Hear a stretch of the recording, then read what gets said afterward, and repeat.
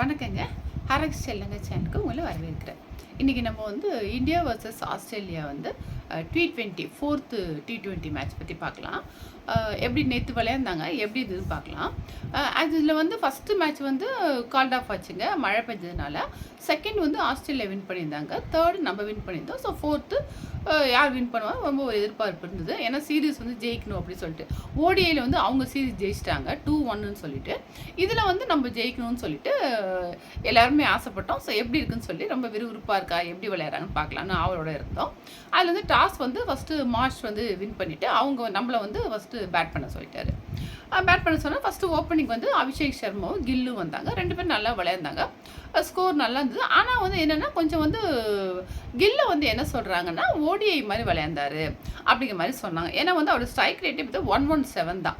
மற்றவங்களாம் 130, அபிஷேக் சர்மா வந்து 133, மற்றவங்களாம் 122, துபே அக்ஷர் வந்து 190, ஸ்கை வந்து 200 அப்படி இருந்தது. இவரது கூட 117 கூட லாஸ்ட்டாக இப்போ கடைசியாக வந்து ஒரு 4 6 அடிச்சு, அதனால் 117 வந்துச்சு. இன்னும் 107 9 தான் இருந்தது.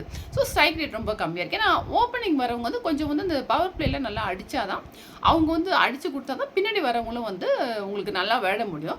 எதுக்கு சொல்கிறேன்னா இப்போ வந்து நெக்ஸ்ட் இயர் வந்து 2026 வந்து பிப்ரவரி மார்ச்சில் வந்து வேர்ல்டு கப் வருது, T20 வேர்ல்டு கப் வருது. ஸோ அதுக்காக தான் இப்போ வந்து எல்லாம் ப்ராக்டிஸ் மாதிரி எல்லாம் மேட்ச் விளையாண்டுட்ருக்காங்க. ஸோ இப்போவே வந்து நல்லா வந்து அவங்க கொஞ்சம் விளையாண்டா தான் பின்னாடி வந்து நம்மளுக்கு வந்து நல்லாயிருக்கும். அதனால் வந்து என்னடா ஒரு ஓடியமாக விளையாடுறாரு அப்படிங்கிற மாதிரி ஒரு எல்லோரும் ஒரு சொல்ல ஆரம்பிச்சிட்டாங்க.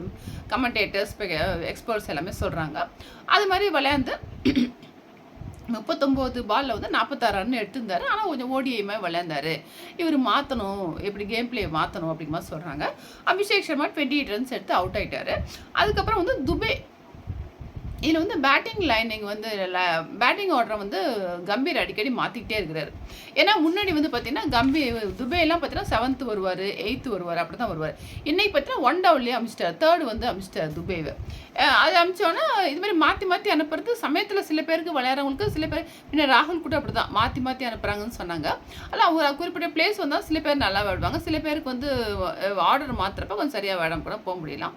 ஆனால் துபே வந்து 3rd பிளேஸ்லேருந்து 1 டவுன்லேயே அமிச்சிட்டாரு. அமிச்சு இவங்க என்னாச்சுன்னா இவங்க ஆரம்பத்தில் 2 பேரும் விளையாண்டது வந்து கொஞ்சம் தடவி ஸ்ட்ரைக் ரேட் கம்மியாக இருந்தது, பால் நிறையா கொஞ்சம் ரன்னு வந்து கம்மியாக எடுத்தாங்க. அப்படிங்கிறனால பின்னாடி வரவங்களும் ஒரு ப்ரெஷர் மாதிரி ஆயிடுச்சு, நிறையா ரன் எடுக்கணும்னு சொல்லிட்டு கொஞ்சம் அடிக்க ஆரம்பிச்சிட்டாங்க. அதனால் யாரும் சரியாக விளையாட முடியல. அதை பார்த்து துபே 22, அதில் வந்து ஸ்கை 20, திலக் வர்மா, ஜிதேஷ் சர்மாலாம் சிங்கிள் டிஜிட்லேயே அவுட் ஆகிட்டாங்க.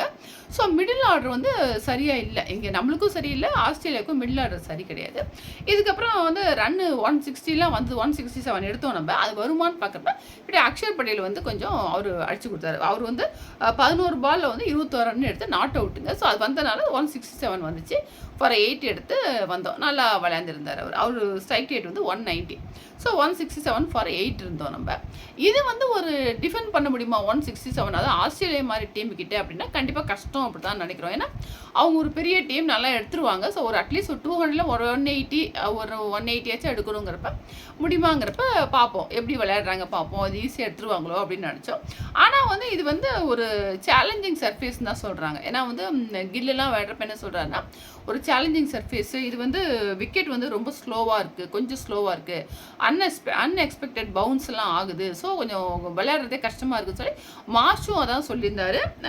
அதுக்கப்புறம் வந்து இவரும் கொஞ்சம் ஹார்டாக இருந்தது பிட்டுன்னு மார்ஷும் சொல்லியிருந்தாரு, கில்லும் சொல்லியிருந்தாரு, அப்புறம் அக்ஷர் பட்டேலும் சொல்லியிருந்தாரு. ஸோ இதனால் வந்து அவ்வளோலாம் எடுக்கிறதுலாம் முடியாது அப்படின்னு சொன்னாங்க.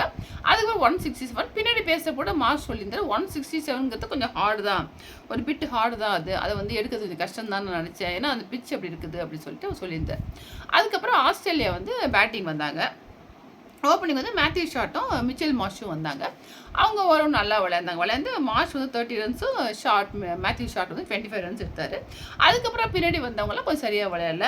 இங்கிலீஷு, டிம் டேவிடு, ஃபிலிப்பு, மேக்ஸ்வெல்லாம் சரியாக விளையாட, ஸ்டாயினிஸ் கொஞ்சம் எடுத்தார். இது மாதிரி ஆள் கொஞ்சம் கொஞ்சம் எடுத்தாங்கன்னு வச்சுங்களேன். இவங்களாம் சில பேர் வந்து சிங்கிள் டிஜிட் தான் எடுத்தாங்க. எடுத்து அவங்க வந்து 117கே வந்து அவுட் ஆகிட்டாங்க, ஆல் அவுட் ஆகிட்டாங்க. இது பார்த்தீங்கன்னா உங்களுக்கு வந்து 119க்கு வந்து ஆல் அவுட் ஆயிட்டாங்க. எவ்வளோனா 18.2 ஓவர்ஸ்லேயே. ஸோ இது வந்து ரொம்ப ஆச்சரியமா இருந்தது. ஆஸ்திரேலியா இவ்வளோ சீக்கிரம் அவுட் ஆயிடுச்சு அப்படிங்கிற மாதிரி இருந்தது. இதில் வந்து நம்ம பவுலர்ஸ்லாம் வந்து நல்லா நல்லா பவுல் பண்ணாங்க. எப்படின்னா உங்களுக்கு வந்து அக்ஷர் பட்டேல் வந்து எக்கானமி ரேட் வந்து 5 தான் வருது. துபே வந்து 2 விக்கெட்டு, அக்ஷர் 2 விக்கெட்டு, வாஷிங்டன் சுந்தர் வந்து 3 விக்கெட் எடுத்திருந்தாரு. அவர் வந்து எக்கானமி ரேட் வந்து 2.2 தான். ஸோ சூப்பராக பவுல் பண்ணியிருந்தாங்க. மிடில் ஓவரில் வந்து இவங்க ஆல்ரவுண்டர் அவங்களாம் வந்து நல்லா பண்ணியிருந்தாங்க. ஸ்பின்னரு வாஷிங்டன் சுந்தர்லாம் பார்த்தீங்கன்னா ஆல்ரவுண்ட் ஆகிட்டாரு, அக்ஷர் ஆல்ரவுண்ட் ஆகிட்டாரு. ஸோ நல்லா வந்து பவுலராக வந்தாங்க. ஆனால் இப்போ பேட்டிங்கும் நல்லா பண்ணி ஆல்ரவுண்டர்ஸ் ஆகிட்டாங்க. ஸோ இவங்க வந்து இந்தியாவோட வெற்றிக்கு வந்து ரொம்ப ஹெல்ப் பண்ணுறாங்கன்னு சொல்லி ஸ்கை சொல்லியிருந்தாரு. ஏன்னா நம்ம ஆல்ரவுண்டர்லாம் இருக்குது, அட்லீஸ்ட் ஒரு 2 ஓவராச்சும் அவங்களுக்கு கொடுப்பேன் அப்படின்னு சொல்லியிருந்தாரு. ஆனால் அதுக்கு மேலேயே கொடுத்துருந்தாரு. நல்லா பவுல் பண்ணாங்க. துபைக்கு வந்து 2 ஓவர் தான் கொடுத்தாரு. நல்லா விளையாண்டாங்க. இதுக்கப்புறம் வந்து இந்தியா வந்து 119 வந்து ஃபார் 10 வந்து அவுட் ஆகிட்டாங்க. நம்ம வந்து 48 ரன்ஸ் டிஃப்ரென்ஸில் வந்து நம்ம வின் பண்ணிட்டோம். அதில் வந்து டீம் வந்து சொல்கிறப்ப பார்த்தீங்கன்னா சிலது வந்து ஒன் டேக்கு ஒரு டீம் வச்சுருப்பாங்க, நம்ம T20க்கு ஒரு டீம் வச்சுருப்பாங்க. நம்மளும் அப்படி தான், அவங்களும் அப்படி தான். ஸோ அவங்களுக்கு ஹெட்டெல்லாம் T20 நல்லா விளையாடுவார். அது வந்து அவர் இல்லை. அதே மாதிரி பவுலிங் வந்து ஹேசல்வுட் ஸ்டாக் இல்லை. ஹேசல்வுட் இருந்தார், ஒரு 2 மேட்ச்சுக்கு மட்டும் இருந்தார். அதுக்கப்புறம் அவர் இல்லை. ஸோ அது ஒரு வந்து உங்களுக்கு ஒரு மைனஸாக இருக்கலாம். அது மாதிரி அதே மாதிரி நம்மளும் வந்து கொஞ்சம் மாற்றி நம்மளுக்கு வந்து ராகுல் கிடையாது, ஹர்திக் கிடையாது. மெயினாக அவர் இல்லை. அப்புறம் சஞ்சு சாம்சன் இல்லை. நம்மளும் சில பிளேயர்ஸ் இல்லை. அதே மாதிரி வந்து ஒவ்வொரு பிளேயரும் சேஞ்ச் பண்ணி ஒரு இதில் வந்து சில பேர் விளையாடுறாங்க. அடுத்த மேட்ச்சுக்கு வந்து ரொட்டேஷனில் தான் நம்ம விட்டுட்ருக்கோம் நம்மளும். அது மாதிரி வந்து இப்போ வேர்ல்டு கப் வச்சு தான் எல்லாருமே விளையாடுறாங்க. அதில் வந்து பார்த்தீங்கன்னா மேன் ஆஃப் த மேட்ச் யாருன்னு கேட்டிங்கன்னா உங்களுக்கு வந்து இவர் தான், அக்ஷர் பட்டேல் தான் மேன் ஆஃப் த மேட்ச்சு. அவர் பார்த்தீங்கன்னா இந்த தடவை வந்து அக்ஷர் பட்டேலை 8th வந்து அமைச்சிருக்கிறாங்க. முன்னாடிலாம் 5வது பிளேஸில் வந்துட்டு இருந்தார். இப்போ பார்த்தீங்கன்னா இந்த இதில் வந்து கம்பீர் இப்படி தான் மாற்றி அனுப்புகிற மாதிரி அக்ஷர் பட்டேல் 8th பிளேஸில் அமைச்சிருக்கிறாரு. ஆனால் எந்த பிளேஸாக தான் நான் விளையாடுவேன் அப்படின்னு சொல்லி டீமுக்காக விளையாடுவேன் அக்ஷர் சொல்லியிருக்கிறாரு. அவர் தான் ஒரு பிரேக் த்ரூ கொடுத்தது. மேத்யூ ஷாட்டை வந்து அவர் வந்து 25 ரன்ஸில் வந்து அவர் தான் விக்கெட் எடுத்தார். அதான் ஒரு பிரேக் த்ரூவாக இருந்தது.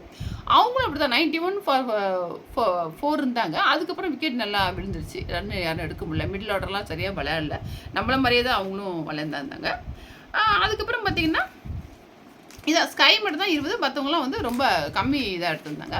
ஸோ இதில் வந்து நெக்ஸ்ட்டு லாஸ்ட்டு ஃபைனல் வந்து இப்போ நம்ம வந்து 2-1 சொல்லி லீடில் இருக்கோம். அடுத்த மேட்ச் வந்து நாளைக்கு வந்து பிரிஸ்பேனில் நடக்குது. ஸோ இது ஃபைனல் 5th மேட்ச்சு. இதில் வந்து யார் ஜெயிக்கிறாங்களோ இப்போ அவங்க ஜெயிச்சாங்கன்னா 2-2ன்னு ஆகிடும். நம்ம ஜெயிச்சோம்னா 3-1 சொல்லி இப்போ சீரீஸை வின் பண்ணலாம். ஸோ ஓடிஎம் வின் பண்ணவா நம்ம வின் பண்ணலாம். அதுதான் ரொம்ப வந்து ஸ்கை கூட சொல்கிறார். நாளைக்கு மேட்ச் ரொம்ப நான் அவரோட எதிர்பார்த்துட்ருக்கேன் அப்படின்னு சொல்கிறாரு. ஸோ கண்டிப்பாக இந்தியா வந்து ஜெயிக்கணும்னு நம்ம நினைப்போம். ஜெயிக்கும் அவ்வளோ போராடி, ஏன்னா அதில் விட்ட மாதிரி இதில் வெட்டக்கூடாதுன்னு நினைப்பாங்க. அது ஒன்று. அடுத்தது கில்லை வந்து சொல்கிறாங்க இவர் வந்து இவரை கூட எடுத்துடலாம். நிறைய பேர் சொல்கிறாங்க. ஏன்னா அவர் ஓடிஐ மாதிரி ஆடுறாரு, இதில் வந்து விளையாண்டா சரி வருமா அப்படிலாம் சொல்கிறாங்க. ஆனால் அந்தளவு கில்லை எடுக்க மாட்டாங்கன்னு நினைக்கிறேன். மேபி ரெஸ்ட்டு கொடுத்து இன்னும் இப்போ ரிங்கு சிங் வந்து எல்லாருமே விளையாண்டுட்டாங்க. ரிங்கு சிங் மட்டும் நான் ஆடவே இல்லை. ஸோ ரிங்கு சிங்க்கு ஒரு வாய்ப்பு கொடுத்து ஜிதேஷ் சர்மாவை எடுக்கலாம். இல்லைனா கில்லை எடுப்பாங்களான்னு தெரியாது, ரெஸ்ட்டு கொடுப்பாங்களான்னு தெரியாது. தெரிஞ்சால் ரிங்கு சிங்கை ஆட் பண்ணுறதுக்கு ஒரு சான்ஸ் இருக்குது. அது ஒன்று. அது மட்டும் தான். அது இதாங்க. இதில் வந்து பார்த்திங்கன்னா இது மாதிரி வந்து நம்ம சூப்பராக விளையாண்டு நிறையா வந்து விளையாண்டுட்டோம். அடுத்தாப்பில் பார்த்திங்கன்னா நாளைக்கு மேட்ச் வந்து பிரிஸ்பேனில் நடக்குது. இது வந்து இதில் வந்து நம்ம கண்டிப்பாக வின் பண்ணணும்னு எல்லோரும் ஆவலாக இருப்போம். இதில் வந்து வின் பண்ணதுக்கப்புறம் நம்ம எப்படி விளையாண்டாங்க என்ன சொல்லி நாளைக்கு மேட்ச் முடிஞ்சப்போ நம்ம பார்ப்போம். இது விளையாடுறப்ப எல்லாருமே வந்து கருப்பு பேட்ஜ் அணிஞ்சு தான் வந்து அவங்க டீமும் சரி நம்ம டீமும் சரி கருப்பு பேட்ஜ் அணிஞ்சு தான் விளையாண்டாங்க. என்னென்னா ஒரு சின்ன பையன் 17 இயர் ஓல்டு பையன் வந்து கிரிக்கெட் விளையாடுறப்ப ப்ராக்டிஸ் பண்ணிட்டு இருக்கிறப்ப அந்த பால் லான்ச்சர்லேருந்து ஆட்டோமேட்டிக்காக பால் வந்து போடும் பார்த்தீங்களா, அந்த மிஷின் பவுல் பண்ணுவோங்கள, அது மாதிரி பவுல் பண்ணுறப்ப அந்த பையனுக்கு வந்து நெக்கில் வந்து அடிபட்டுருச்சு. அதாவது அந்த பையன் பேர் பென் ஆஸ்டின். அவர் 17 வயசு பையன். அவங்க நெக்கில் வந்து அடிபட்டுருச்சு. அடிபட்டோன்னே நெக் கார்டெலாம் போடல, மற்றபடி ஹெல்மெட்லாம் போட்டிருக்கான். என்ன பண்ணால் கழுத்துக்கு முக்கால்வாசி யாரும் கார்டு போட மாட்டாங்க, கழுத்துக்கு போடல. அந்த பால் வந்து ஹெல்மெட்டையும் தாண்டி கழுத்தில் வந்து அடித்தோன்னா அந்த பையன் ரொம்ப ஆபத்தான நிலைமையில் ஹாஸ்பிட்டலில் சேர்த்து டியூஸ்டே நடந்ததுங்க. அது வந்து 2 நாள் ஹாஸ்பிட்டலில் இருந்து லைஃப் சப்போர்ட்டில் இருந்துட்டு பாவம் தேர்ஸ்டே வந்து நேற்று வந்து இறந்துட்டான் அந்த பையன். ரொம்ப கஷ்டமாக இருக்குது. 17 வயசு பையன் ஒரு நெட் ப்ராக்டிஸில் வந்து கிரிக்கெட் விளையாடணும் ஆர்வத்தில் வந்து இது மாதிரி ஏதோ ஒரு இது மாதிரி நடக்குது. ஏதோ ஒரு எப்பயோ ஒரு விஷயம் வந்து இது மாதிரி நடக்குது. அவ்வளோ ஆபத்தான விளையாட்டாக இருக்குது. அதையும் வந்து இவங்க வந்து இனிமேல் கிரிக்கெட் விளையாடுறவங்களும் பார்த்து ஜாக்கிரதையாக விளையாடணும். அது மாதிரி கழுத்தில் அடிபடுதுன்னா அதுக்கு ஒரு கார்டு போட்டுக்கிறது நல்லது. என்ன பண்ணுறது, நம்ம உயிர் தான் நம்மளுக்கு முக்கியம்.